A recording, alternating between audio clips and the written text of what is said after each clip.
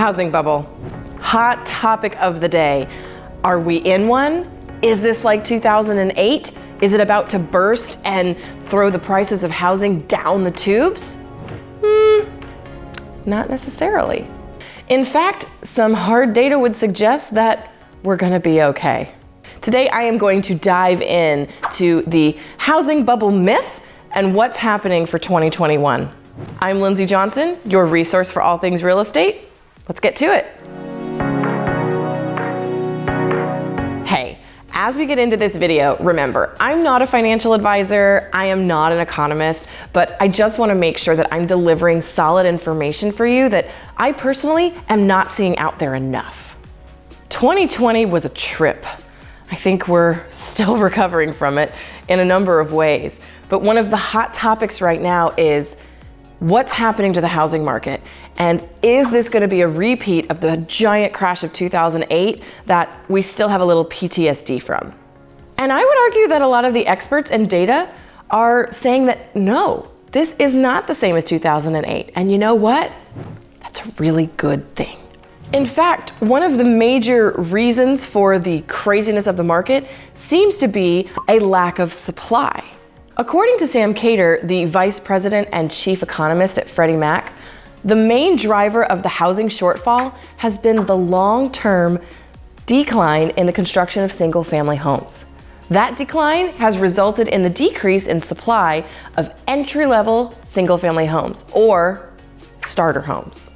So if you look at this bar graph, it shows a really interesting trend.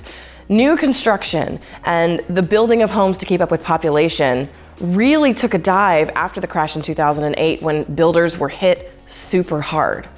In fact, the single-family housing units completed by decade are at the lowest point they've been since the 1970s. So what we're seeing is not a housing bubble in terms of the mortgage crisis that led to the 2008 crash. What we're seeing is merely a lack of supply.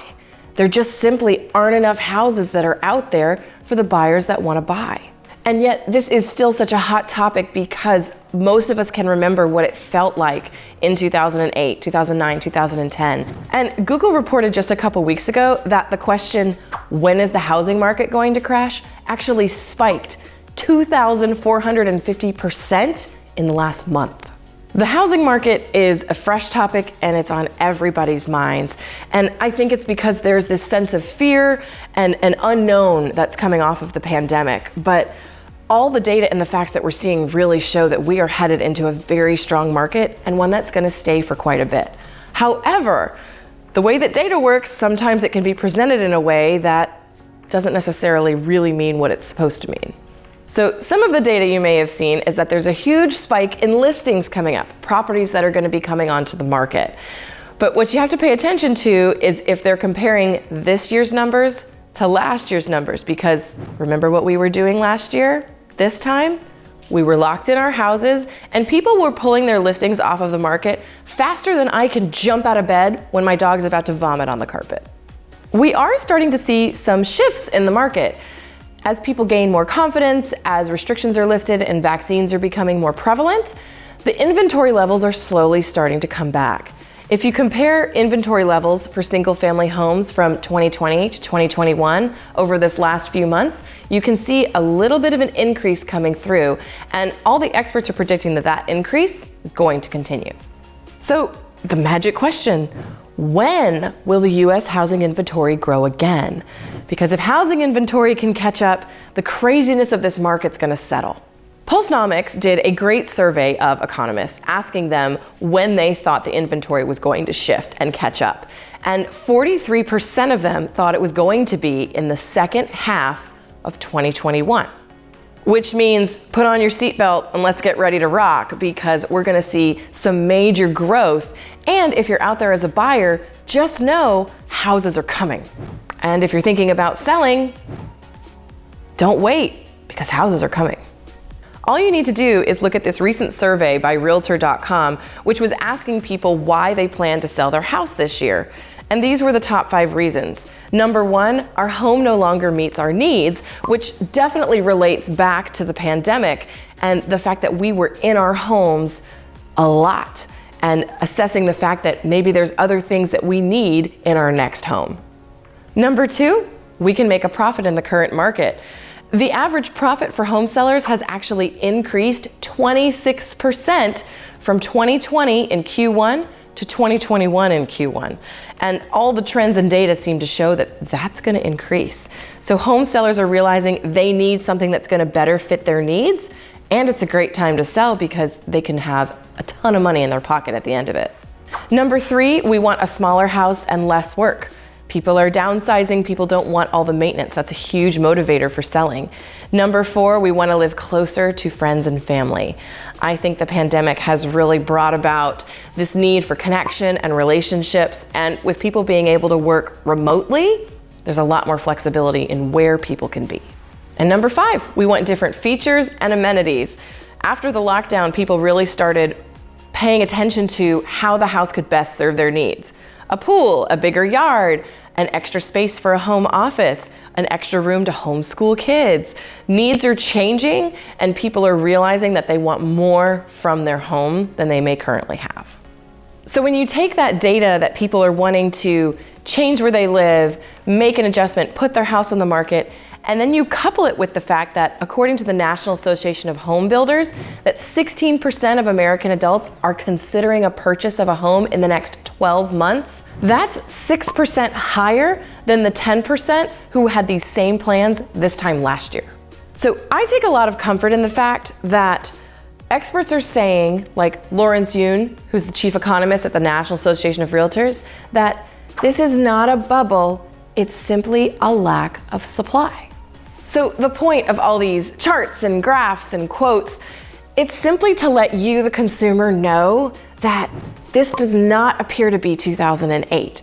This is not necessarily a time to be totally freaked out. Or if you're a buyer, to sit on the sidelines and wait because you think you're going to get a killer deal in the next year or two. In fact, what the data is showing is that prices are going to continue to increase. So if you wait, you may actually price yourself out of the market. And here's part of why. I want to give you a bit of a forbearance update because there's a lot of misinformation that's coming out right now. When the pandemic hit and everything was in flux and businesses were closing and people weren't allowed to work, the government set up a forbearance program to be able to help people with their mortgages. And while this graph maybe seems a bit overwhelming and like a lot of data, it's really good news because what it shows is the number of mortgages in active forbearance have decreased since last year. Now, over the last 3 weeks, we haven't seen a major change, but the overall trend is showing that people are getting out of forbearance. So this massive wave of foreclosures you keep hearing about may not be so massive. And what you can see here is 400,000 mortgages left forbearance in just the last 2 months. That's 400,000 homes that might have been in trouble that were able to dig out of it. It doesn't mean there aren't some people that are still in trouble that we need to help, but this is a general trend that's a really good thing to see. And now take a look at this, because this is a really good breakdown of the people exiting from forbearance plans. Over 47% are paid in full. Over 36% have worked out a repayment plan. Now, again, we're still looking at a slice of that pie, a little bit over 16% that are still in trouble. So we've got to reach out and help those folks. But the overall trend is that we're going to get out of this. And in fact, we're looking at a government program that actually worked. So if you're still with me, congratulations. I think this data is so important. It's also important to remember that I can't predict the future. I can't forecast exactly what's going to happen. I can only interpret the current data that we're looking at. But mortgage rates are another really great thing to take a peek at. Mortgage rates took a deep dive last year. In fact, I had some customers that were able to lock in at 2% and one that was able to lock in at 1.99%. Just historically the cheapest money you could ever borrow. But we are starting to see a little bit of an uptick in mortgage rates. Now, if we go into the threes, that's historically still super low. But where we locked in quite a bit in the twos, we're probably going to see somewhere around the 3 to 3.25%. Again, I can't predict the future, but there does seem to be a general trend that rates are going to tick up a little bit here. And here are some of the mortgage rate projections that we're seeing from Freddie Mac, Fannie Mae, MBA, and NAR. Again, I can't predict the future. Neither necessarily can these experts, but it does provide a good little inkling of where we're headed. And what a lot of the experts are predicting is actually some price increases for 2021. On average, it's looking like about a 6.8% increase as the year moves forward. So when you combine increased home prices, maybe mortgage rates going up, as a buyer, as crazy as this market seems right now, it might actually be a really great time to get in the market so that you don't price yourself out later on. And if you're a seller, I mean, my goodness, now is certainly the time. The more inventory there is, the less competition there is, and the less likely you may be to get your house sold for top dollar.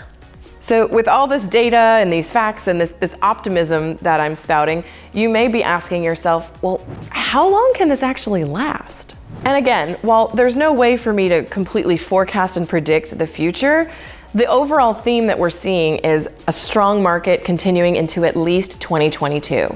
In fact, Fannie Mae, Freddie Mac, and MBA are all predicting a nice increase that's going to continue into 2022. Whew, that was a lot.